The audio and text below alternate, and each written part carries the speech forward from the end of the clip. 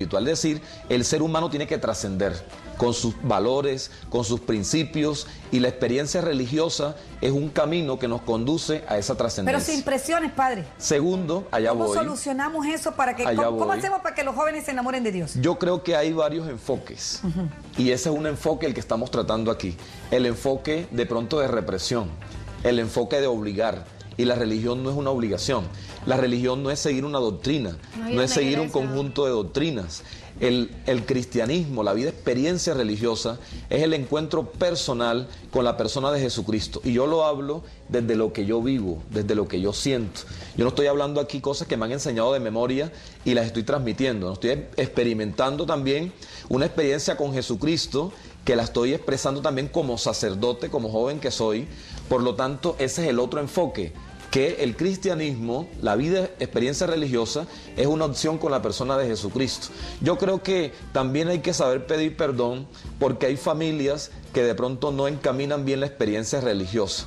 De pronto, al querer transmitir estos valores que son fundamentales, la experiencia de Dios en la vida de cada uno de los hijos, etcétera, de la familia, de pronto lo enfocan mal y terminan muchas veces obligando, como lo está diciendo aquí Diva. De tal manera que cuando va creciendo la persona, va creyendo que la experiencia religiosa es una obligación, y no es una obligación, es una necesidad, y por eso yo estoy aquí hablando de la necesidad que también yo he experimentado en mi vida. O sea, yo tengo un concepto muy personal y de pronto el padre me corregirá, pero la misma Biblia lo dice. Yo soy una persona muy creyente, y el hecho de uno no ir a una iglesia o ir a unos monumentos o algo no significa que yo no crea en Dios. Pues la Biblia lo dice, que el reino de Dios no se encuentra ni en palacios de oro o de piedra o de concreto, lo que sea. Simplemente yo lo siento adentro. Yo no tengo que demostrarle a los demás que tengo que ir a misa, quedarme ahí. Si a mí no me gusta o de pronto me aburre, o llámese el sermón, porque ya uno desde pequeño, pues en los colegios le enseñan qué es lo que pasa en la Semana Santa. Entonces el hecho de yo no ir a misa no significa que no sea creyente, ni que pues crea en el poder superior que él tiene o algo. Son cosas muy diferentes. No, y además habrán personas de que van a la iglesia y no necesariamente creen en Dios. Exacto. Hay más, a lo mejor las personas que van a la iglesia no creen tanto en Dios como creemos nosotros. Eso está en cada quien, en la fe que siente cada persona. Se ha vuelto en algo social. Ir a la iglesia, sí. ¿Tú crees eso? Sí, yo creo eso, y tengo muchos compañeros que lo hacen por algo social, porque después de la iglesia los domingos nos vamos a comer helado o nos vamos a hacer cualquier otra cosa. Entonces también hay que ver eso. ¿Ustedes creen en Dios? Claro. Sí, ¿Dónde está el Dios de ustedes? En nuestro corazón. En su casa, claro, en su corazón, en los estudios, en ser buenas personas, claro. en ser buenos El hijos, que nos guía, el que nos motiva, todo. en ser el futuro de una buena Colombia, o puertorriqueños, Claro. a ver. El que nos actúa, el que nos ayuda a actuar bien. ¿Cuándo necesitan a Dios? Yo Pues, lamentablemente siempre busco a Dios, yo lo admito, cuando estoy en problemas, cuando lo necesito, cuando tengo un problema familiar. A veces se me olvida de que Dios existe, y a veces se me olvida pedirle ayuda o buscarlo. A veces se me olvida buscarlo cuando cualquier momento que yo diga, óyeme, de verdad es que hay que buscar más de Dios. Pero cuando siempre pienso en Él es cuando casi siempre tengo algún problema, estoy pasando una situación difícil. Pero a veces se siente rico estar en un templo, padre. Yo a veces siento una tranquilidad espiritual. De pronto Diva dice que es un centro social donde voy a ver, para que me vean que yo soy muy religiosa, muy de Dios, muy buena gente. Yo soy buena gente. Yo voy a la iglesia, que me vean la gente, para que vean que soy buena mamá, que soy buena ciudadana, soy buena periodista. No. A veces necesitamos, no se necesita a veces, sí se necesita. no es rico. Sí se necesita. De pronto estar ahí, la iglesia solo y así Sí se mirar necesita. el altar y de pronto dialogar o orar. Padre, ¿usted qué opina? A ver, diga. La experiencia religiosa es como el carnaval de Barranquilla. Quien lo vive es quien lo goza. Yo vivo la experiencia religiosa no como un cúmulo de normas. Entiendo que la iglesia no es una estructura física, que somos todos los que creemos en Cristo. Entiendo que la Eucaristía es una celebración, una fiesta, y por eso la vivo. La medida en que yo viva la experiencia religiosa, pues la voy a vivir totalmente. Ahora, yo quiero ¿Y qué pasó con los valores culturales, padre? Yo quiero valorar aquí, el respeto, el silencio, el atuendo de los religiosos. ¿Qué pasó con todo esto? yo quiero valorar realmente aquí lo que dice Diva, lo que dice Mariana, lo que dice Juan, porque es la sinceridad de muchos jóvenes, y eso lo valoro y hay que rescatarlo. Sí, claro. Pero a mí me gustaría conocer la vida de la familia de cada uno de ellos, porque seguramente detrás de los resentimientos, de la percepción religiosa que se tenga, Cadenas que no se han también también hay una historia familiar que de pronto no ha sido la mejor.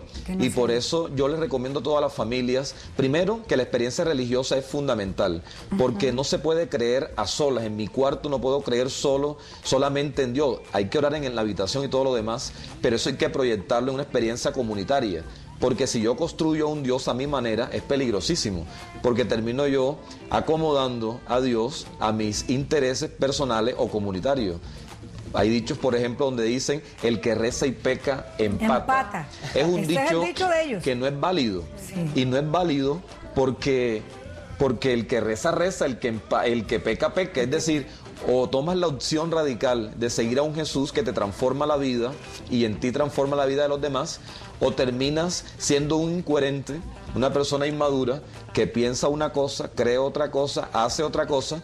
Yo creo que hay una necesidad en los jóvenes de una integralidad. Pero urgente, padre. Urgente. Urgentísimo. Y yo creo que es importante que se miren que los valores están ahí. Es decir, los valores no son negociables. El valor del respeto, del amor, de la justicia, son innegociables. El valor de Dios en la vida de cada uno de nosotros es una necesidad. Por lo tanto, hay que identificar que hay valores que son trascendentales y que no podemos negociar ni con los amigos, ni con la diversión, porque yo como sacerdote también me divierto, pero muchas veces uno ve que hay momentos en que necesita uno en la vida espiritual descansar. Ahí me preguntaban, por ejemplo, que hay que ir a la playa para descansar, y a veces uno termina más cansado y con los bolsillos vacíos. Entonces hay que saber descansar. Sí. Yo supe descansar en la Semana Santa. Hay que saber hacer muchas cosas en la vida.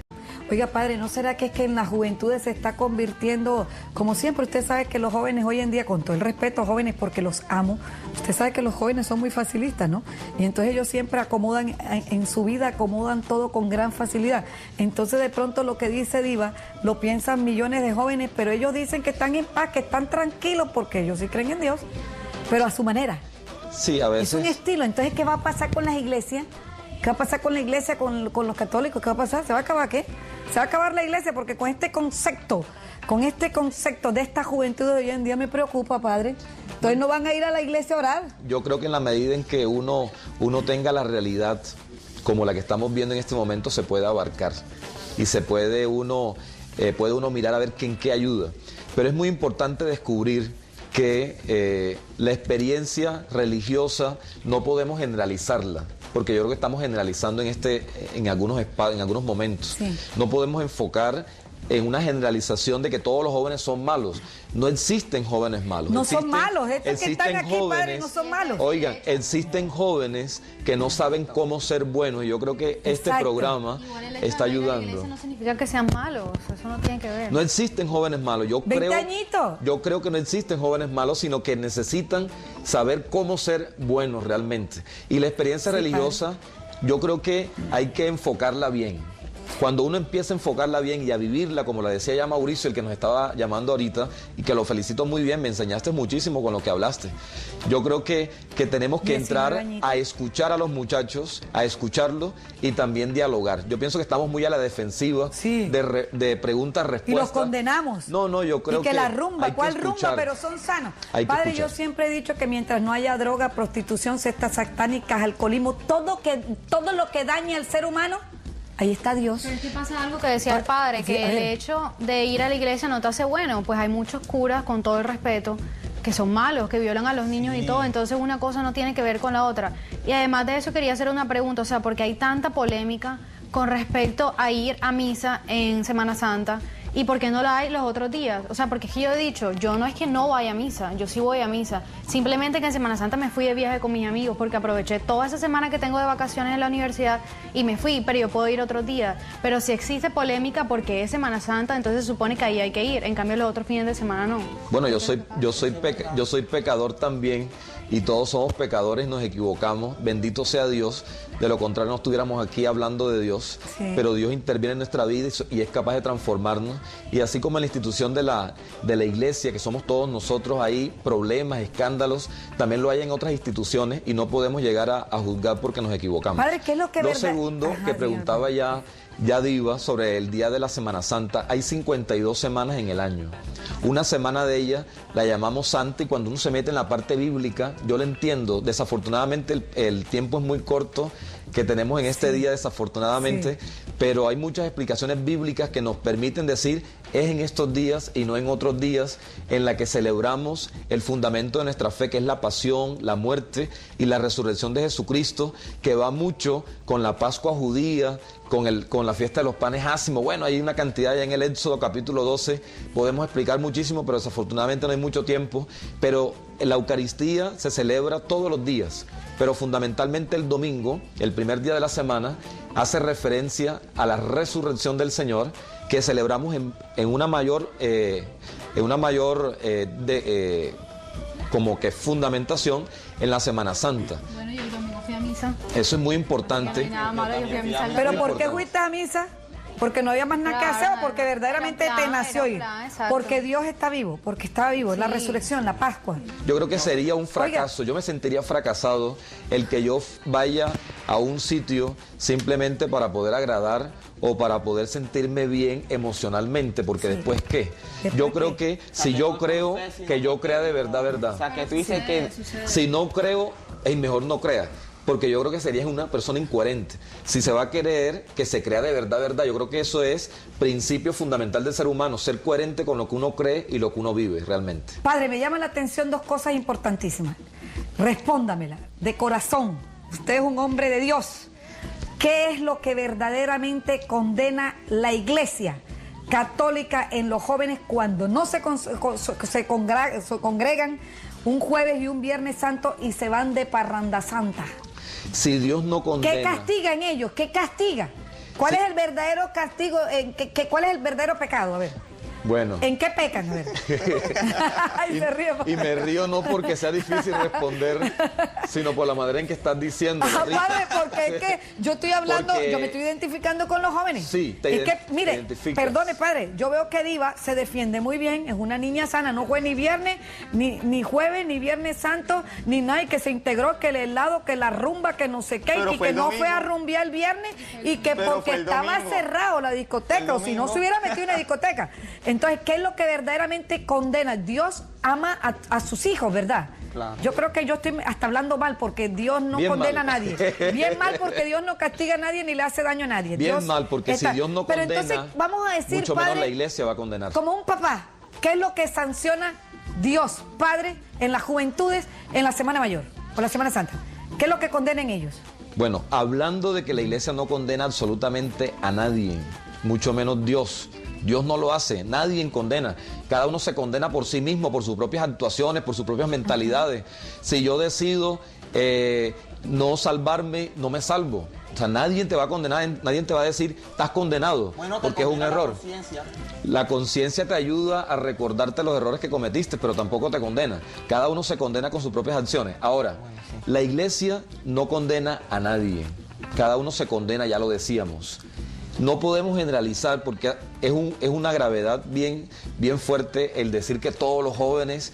Ahora, si el decir, no fui a Semana Santa, pero fui el domingo siguiente a la Eucaristía, es lo que estaba diciendo yo. Equivocadamente, la gente piensa el que reza y peca empata. Es decir, ahora, ¿qué clase de diversión? Pues la diversión no es mala en sí misma. Hay placeres buenos, el placer de servir, el placer de amar, el placer de ayudar. En familia. Pero si yo concibo que divertirme es emborracharme, haciéndome daño en mi organismo y todo lo que significa eso, el sexo, que divertirme es ser promiscuo, estar relacionándome sexualmente con todo el que se me aparezca ahí. Exacto. Yo creo que hay una gravedad, o sea, aquí no es cosa de religión. Ya es cuestión de valores. Aquí no estamos hablando de experiencia religiosa cristiana católica o de otra. Aquí estamos hablando de una depravación en los valores, en la mentalidad. Hay cosas que no están bien. Cuando un joven está pensando que divertirse es drogarse, es dañarse, es dañarse y dañar la vida de los demás, yo creo que está bien mal enfocado. Y eso no es ser moderno. Moderno es realmente hacer las cosas bien. Padre, infortunadamente, como siempre, nuestro peor enemigo es el tiempo. Dios está vivo, es lo importante, ¿no? Domingo de Pascua, domingo de Resurrección, Dios está vivo y que esté vivo. Y que ojalá los jóvenes se enamoren cada día más de Dios. Ha sido un placer inmenso estar acompañada de Mariana, de Diva de Juan Salvador y especialmente de un representante de la Iglesia Católica, de usted, padre. Muchas gracias por haber asistido. A mis queridos televidentes, los amo y los espero el próximo jueves, si Dios lo